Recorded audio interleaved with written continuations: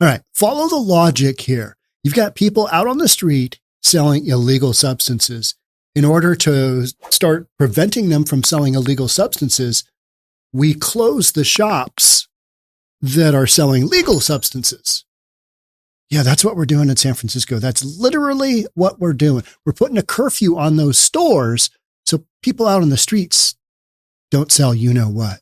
Does that make any sense to you at all? Yeah, me neither. Let's watch this video. Visit almost any block in the Tenderloin with a corner store, and you'll find a gathering like this one during the day. At night, the crowds seem to grow. It's not hard to see these kinds of meeting hubs outside late-night markets and smoke shops, which the city says attract illegal behavior and fuel the overdose crisis on the streets. A San Francisco resident recently shared photos of people congregating on a typical night near Market and McAllister. On Tuesday, the Board of Supervisors voted unanimously to pass Mayor London Breed's legislation to require some liquor stores, smoke shops, and markets to close from midnight to 5 a.m. Just by making them close 2 or 3 hours earlier, there's still going to be people here. As long as you still have people wanting the drugs, there's still going to be people here still selling the drugs. Longtime resident J.J. Smith doesn't believe the curfew will do much to interfere with nighttime drug markets. The mayor's office said small businesses hope this effort will improve safety in the area under this 2-year pilot program. Bars and restaurants like Falafel City, which is open until 2 a.m., would be exempt. It's pretty good to close the liquor store from 12 to 5 and keep all the people away that have all these homeless people away that have a mental health problem. Business owners who are affected by the new ordinance say they're being punished for bad behavior on the streets. Mirena Market on O'Farrell is open until 4 a.m. The manager said their sales increased during the late night hours. A lot of people, they've been finishing works at that time, and they've been coming shopping, buying food. Will be more crime, more break-in in stores. Meanwhile, the city said it's making progress with state and federal partners. In the last year, it's made more than 3,400 arrests related to drug activity and seized more than 77 million lethal doses of fentanyl. In San Francisco, Betty Yu, KTVU, Fox 2 News. All right, so what you're going to do is you're going to close down stores during the busiest time of when you've got all the people out on the streets, right?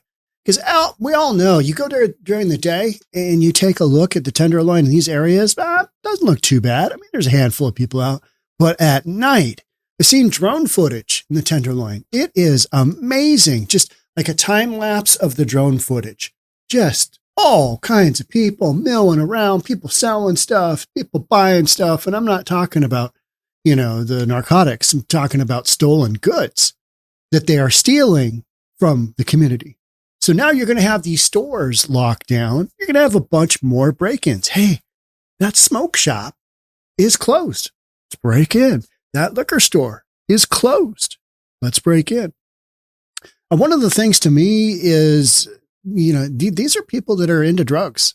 They're not necessarily into booze. That helps them along a little bit. But it's not like we're saying, hey, let's go get a case of whatever and we're just going to drink it out on the sidewalk. That's not what they're doing. And that's not what this is meant to stop. But somehow there's this correlation in San Francisco that if you have stores open, then if the store's closed and people don't have any place to buy a snack, then they're going to go away. Couldn't be further from the truth. This is absolutely upside down and backwards. But this is San Francisco, right? This is San Francisco logic, which there is none. This makes no sense whatsoever. J.J. Smith, he is the activist that we saw there. He posts all the time on Instagram. I'll see his posts all the time. And he kind of just goes around and shows the reality of what's happening. And you got a whole bunch of people buying really cheap drugs that are super strong, that are, number one, killing them, but making them super high. And they get addicted just, right off the bat. And so, if these people can't go in and get a bag of Cheetos, that's not going to send them. Oh, I guess we got to go home now. I can't get my bottle of Evian water. Therefore, we got to go. Got to leave. Yeah, no more drugs for me. I mean, what could be farthest from the truth?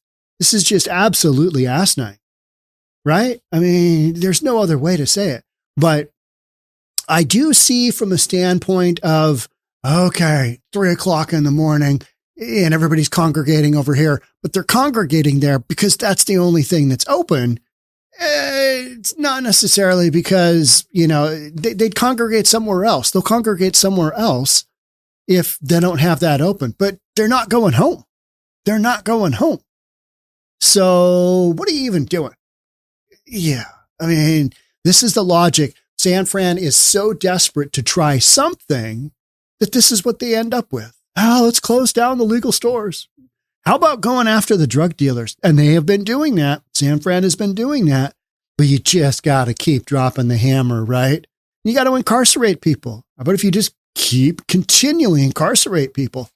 Get these people off the street, get some of the dealers off. And San Francisco has done that, but man, it is an uphill battle because I think what most people don't recognize is that, how strong the desire for these drugs are. And these people do anything to get their hands on them because they're wildly addicted. All right. So here's the guts of it. In an unanimous vote, the supervisors approved a plan from Mayor London Breed. This should work out well. Mayor London Breed. I know she says she's working on stuff, but I'm not seeing the results. Establishing a 2-year pilot program prohibiting retail establishments selling prepackaged food or tobacco products from operating between midnight and 5 a.m. Let's close them down. These illegal guys, they're going to go away. I mean, that's literally the game plan here. Does that make any sense? No, it doesn't. Because there's going to be other stores as well that are going to be open, right? You're going to have other stores. But what we're saying is, hey, if you're going to sell drugs, if you're going to buy and sell stolen goods, it might as well be outside of a mini mart because then you can, go run in and get your bottle of Evian, right? I mean, is that what we're doing? No. How about the sales of these stores not being able to, sell product during this time period? How much of their margin is going to be eliminated?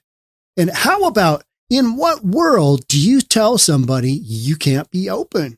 I understand if you've got rules on booze, okay, you can't sell booze from here to here, but the rest of the store should be open. If you're a liquor store, okay, you got hours on that. That makes sense to me.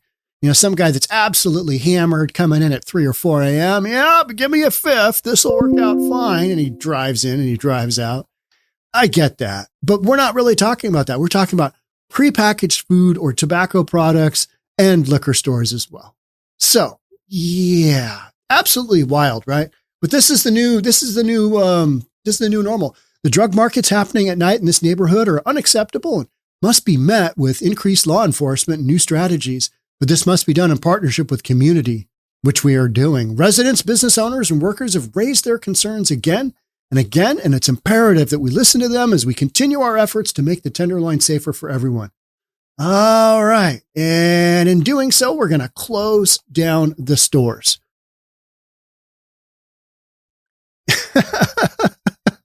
It's look over here, don't look over there, right? I mean, that's literally what you've got going on. Look over here. Okay. So they're all congregating over there. Therefore, let's close those stores down. Number one, I don't think it's legal. I don't think it's constitutional. Right? The whole thing to me just drives me mad because you have put the onus on the legal stores instead of putting the onus on the police to go ahead and arrest, convict, do all your stuff that you should be doing with these crazy drug dealers and these crazy addicts. You've just let this get wildly out of control. And we saw the images. Of those people. Let's go back and take a quick peek. I'm basically done with this article. Not hard to see these kinds of meeting hubs outside late night markets and smoke shops, which the city says attract illegal behavior and fuel the overdose crisis. Okay, the illegal behavior is because they are wildly addicted to drugs. It's not because the stores are there and they're open. So take that disconnect and just, no longer. On the streets. A San Francisco resident here, recently. This clip right here. I mean, are you telling me those people are going to go away if, none of these stores are open? Here's your exact reason why this doesn't make any sense. There are no open stores where all these people are hanging out.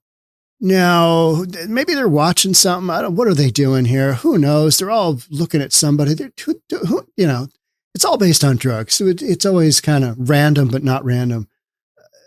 This makes absolutely They shared photos no of people sense. congregating on a typical night near Market and McAllister. Again, there's nothing open. There's nothing open. And yet these people are all there, right? I mean, this is just where they hang out. So how about you take the police and you go in there and you continually keep it clean? Oh, you don't have enough. You don't have enough. So we're not really doing that.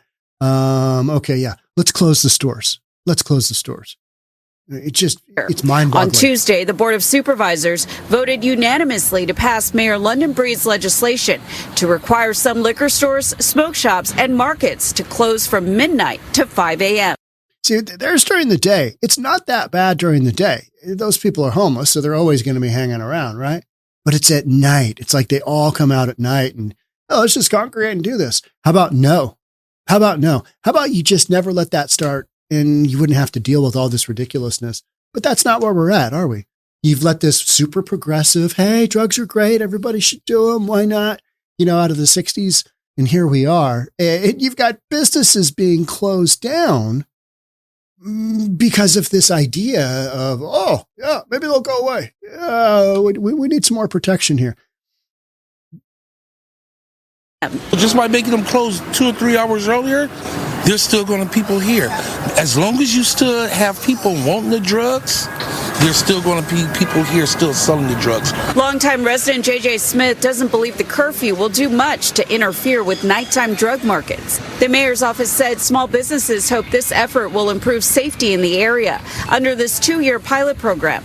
Bars and restaurants like Falafel City, which is open until 2 a.m. I honestly think it makes safety conditions worse. I do. I'm going to call that right from the get-go here, because now you've got mini marts that can be broken into. Now you've got liquor stores that aren't open that somebody might go, oh, hey, look in there. What's going on there? All right, I see some good stuff. Let's go ahead and let's take it. I see that's what's happening because, trying to reduce the demand for the drugs outside on the street by closing stores, that should legit be open. It makes no sense. What do you guys think? Let me know in the comments. This is a wacky topic. It's like, what are we doing here? Doing San Francisco stuff, San Francisco shenanigans. All right. That's it for me on this one. Thanks so much for being here. I'll catch up with you in the next one. Bye for now.